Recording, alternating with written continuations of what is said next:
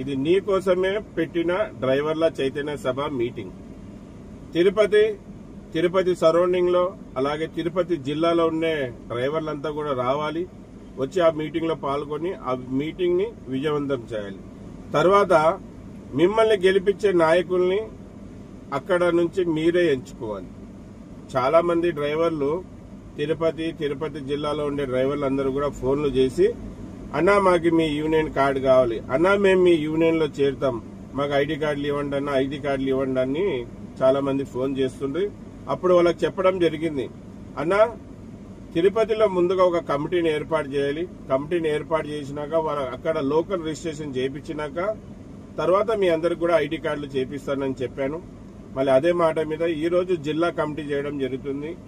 అక్కడ ఒక మంచి డ్రైవర్ల చైతన్య సభ జరుపుకొని అలాగే డ్రైవర్లని చైతన్య పరుస్తూ, డ్రైవర్లని యూనిటీ చేస్తూ, డ్రైవర్లని ఒక సంఘంగా ఏర్పాటు చేస్తూ తర్వాత అక్కడ ఒక కమిటీని ఏర్పాటు చేయడం జరుగుతుంది. మళ్ళీ మీరు చాలా మంది ఫోన్ చేశారు కదా, చేసిన వాళ్ళందరూ కూడా మీటింగ్ కి రావాలి. ఇది మీకోసమే అక్కడ సేఫ్టీ డ్రైవర్ అసోసియేషన్ మొదలు పెడుతున్నాం. మీ గెలుపు కోసమే అక్కడ కమిటీని ఏర్పాటు చేస్తున్నాం. మీ కుటుంబాలలో ఆనందం కోసమే అక్కడ నూతనంగా తిరుపతి జిల్లా సేఫ్టీ డ్రైవర్ అసోసియేషన్ అని మొదలు పెడుతున్నాం. మాకు కూడా చాలా సంతోషంగా ఉంది. కలియుగ దైవం సాక్షాత్తు వెంకటేశ్వర స్వామి వెలిచిన చోటు, అతని పాదాల చెంట మేము మీటింగ్ జరుపుకుంటున్నామంటే చాలా ఆనందంగా ఉంది. మీటింగ్ ప్లేస్ వచ్చి అలివేలి మంగాపురం, తిరుచనూరు పద్మావతి అమ్మ టెంపుల్ దగ్గర మీటింగ్ జరుపుకుంటున్నాం. మళ్ళీ ప్రతి ఒక్కరు రాండి. 20 తారీఖు ఆదివారం రోజు పొద్దున 9 నుంచి 12 గంటల వరకు మీటింగ్ ఉంటుంది.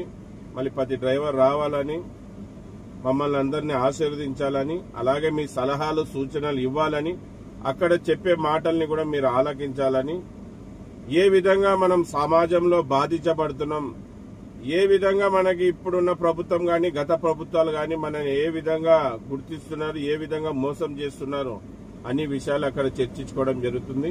మళ్ళీ ప్రతి ఒక్క డ్రైవర్ కదిలి రావాలని మరీ కోరుకుంటున్నాను. చూడండి అన్న, మీ గెలుపు కోసమే అక్కడ సేఫ్టీ డ్రైవర్ అసోసియేషన్ స్థాపించబడుతుంది.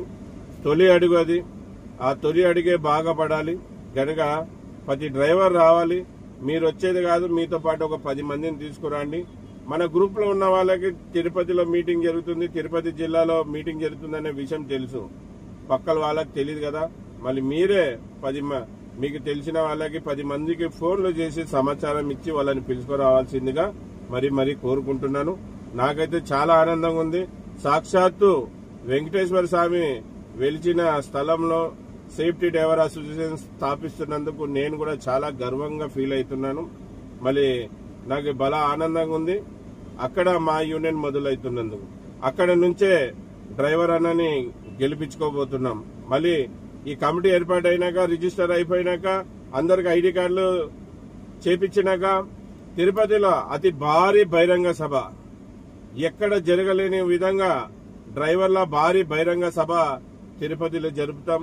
అన్ని రాష్ట్రాల నుంచి, కాశ్మీర్ నుంచి కన్యాకుమారి వరకు అన్ని స్టేట్లలో ఉండే లీడర్లని కూడా అక్కడికి పిలుస్తాం. ప్రతి ఒక్క లీడర్ని అక్కడికి పిలిచి బహిరంగ సభలో మాట్లాడిస్తాం.